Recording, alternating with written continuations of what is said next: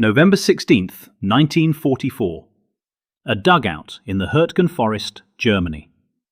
Not a place, but a condition. A state of being defined by freezing mud, the constant drip of water from shattered pines, and a low, pervasive sound that is not quite sound. The vibration of artillery shells churning the earth a mile away. The whisper of the forest dying. Captain Elias Shaw, 3rd Battalion Medical Officer, no longer felt the cold in his hands. They were instruments, blood-slick and numb, moving in the jaundiced light of a single gasoline lamp. His operating theatre was a log-reinforced hole in the side of a hill, its floor a platform of splintered planks over a foot of icy water. The air stank of wet wool, iodine, gangrene, and the coppery tang of blood that pooled in the grooves of the wood before dripping down into the dark. For 72 hours there had been no front line, only a chaotic, bitter struggle in a green maze where squads vanished, companies were chewed to pieces, and the wounded came in ragged, screaming waves. Shaw's supplies were ghosts. Morphine syringes reduced to a handful, plasma bottles empty and stacked like discarded toys, clean gauze a memory. He worked now with a brutal mechanical efficiency, a mind separated from the trembling hands that stitched and sawed and tied. The shelling had stopped.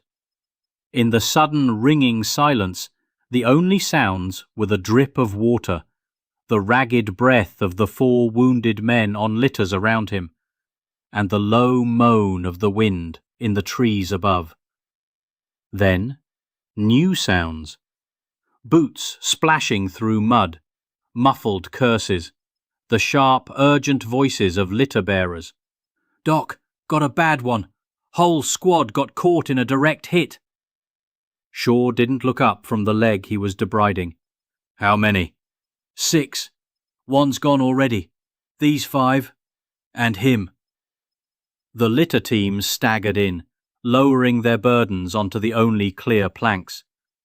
Shaw finished his knot, wiped his hands on a rag that was already crimson, and turned. The scene arranged itself before his eyes with the horrifying clarity of a diagram. This was no longer a collection of men. It was a triage problem, a cruel equation written in torn flesh and dwindling time. On the left, 4 infantrymen, conscious, eyes wide with pain and fear. Shrapnel wounds to limbs, 1 sucking chest wound he could seal, a fractured femur. Bad, but salvageable. They would live if treated now.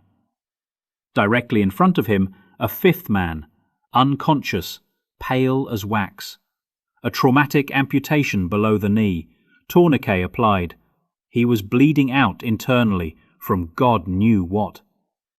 A race against time, demanding immediate surgery and the last unit of plasma. And on the right, apart from the others, the 6th man, Private First Class Daniel Miller. Shaw knew his face, a kid from Iowa who'd shown him a photo of his newborn daughter just last week. Miller was conscious, terribly, lucidly conscious. He lay perfectly still. A jagged piece of casing the size of a man's hand was buried to the hilt in his lower abdomen. No bleeding around it, a perfect, terrible seal. His skin was already taking on a greyish hue. Shaw's medical mind delivered the diagnosis with cold, final precision. Catastrophic intra-abdominal trauma, lacerated liver, severed arteries, fecal contamination. In a fully equipped surgical hospital, it was a 5% chance.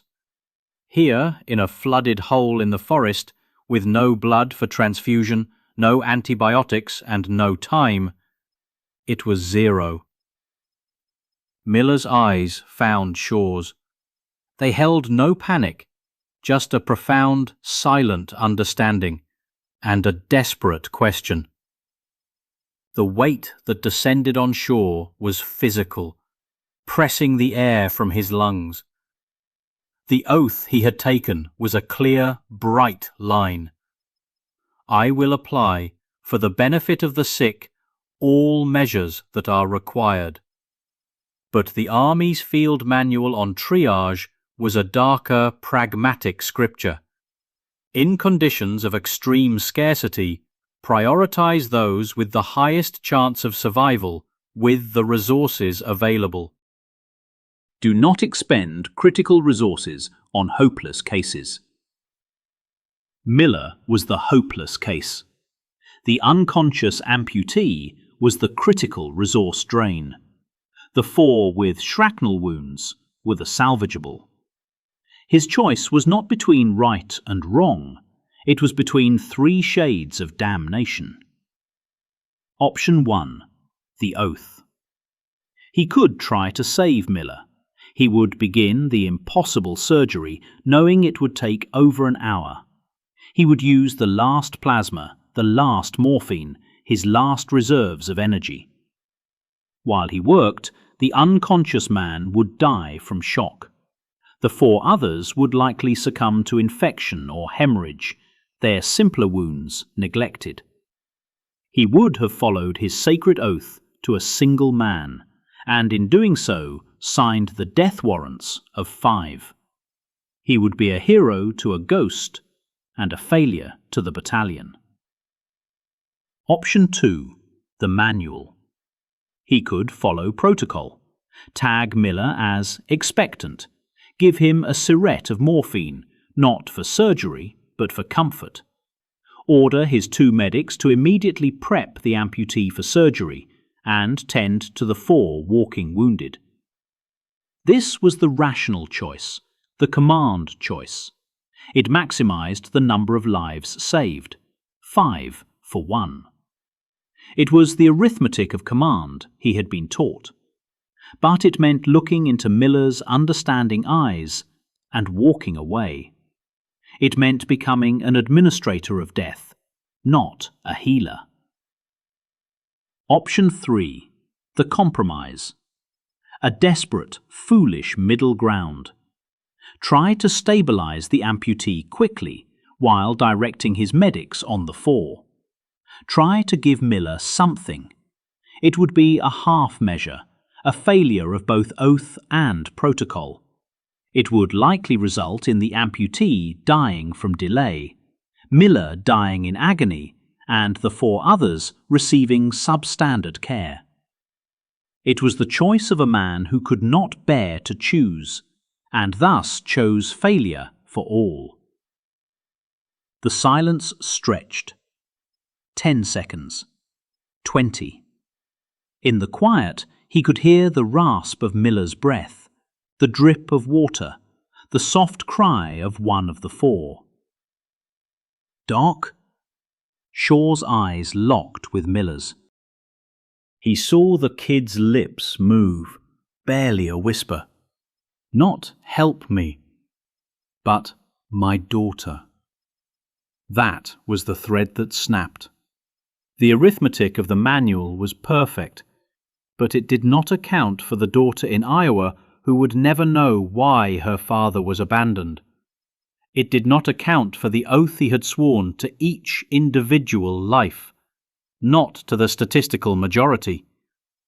But the oath did not account for the 5 other men, whose mothers and wives and children also waited. He was trapped. There was no right answer, only a choice of which wrong would haunt him less. He moved. His voice, when it came, was flat, hollow, the sound of something breaking inside. "Jenkins," he said to his senior medic, not looking away from Miller. "Get the plasma into the amputee. Prep him for surgery, now. Carson, see to the 4. Pressure dressings, morphine, splint that femur." He saw the understanding and the horror dawn in his medic's eyes. They saw him choose. Finally, he knelt beside Miller. He took a syringe of morphine, the last one, and injected it. He placed his hand on the boy's cold forehead. "I'm here, son," Shaw said, his voice cracking. "I'm right here." He was not prepping for surgery. He was administering comfort. He had chosen the manual. He had chosen 5/1. Miller's eyes welled, not with fear, but with a heartbreaking gratitude for not being left alone. He gave the slightest nod. Then he closed his eyes. For the next hour, Shaw worked on the amputee in a frenzy of focused rage. He saved the man's life. He directed his medics and they stabilized the 4 others. The dugout was a whirl of efficient, life-saving activity. And throughout it all, Shaw was aware of the still, quiet form on the litter to his right. He did not look again. He couldn't. His world had shrunk to the flash of his scalpel, the tug of suture. But his soul was kneeling on those wet planks, holding the hand of a boy from Iowa, watching the light fade from his eyes, whispering empty promises about a daughter who would only know her father died in a forest far from home. The consequence was not in the tally. 5 lived, 1 died. By the manual's logic, it was a success, a tactical victory in the medical war. The consequence was in the silence that filled Shaw when the last bandage was tied. It was in the way his hands, now still, began to shake uncontrollably. It was in the hollow space where his oath used to reside, now replaced by the cold, hard calculus of the triage officer. He would not be commended. He would not be accused. The report would state 1 DOA, abdominal trauma, 5 treated and evacuated. A line in a ledger. But as the litter-bearers carried Miller's body away, wrapped in a poncho, Shaw knew the true cost. He had saved 5 lives, and in doing so, he had killed the part of himself that believed in mercy without conditions. He had learned the final, terrible lesson of war, that sometimes the only way to save a life is to murder your own conscience. The forest remained, dark and endless. The war moved on, and Captain Elias Shaw, the man who had once sworn to do no harm, was left forever in that dugout, staring at the empty space on the planks, listening to a question that would have no answer. Did I save 5 men today? Or did I just learn how to kill 1?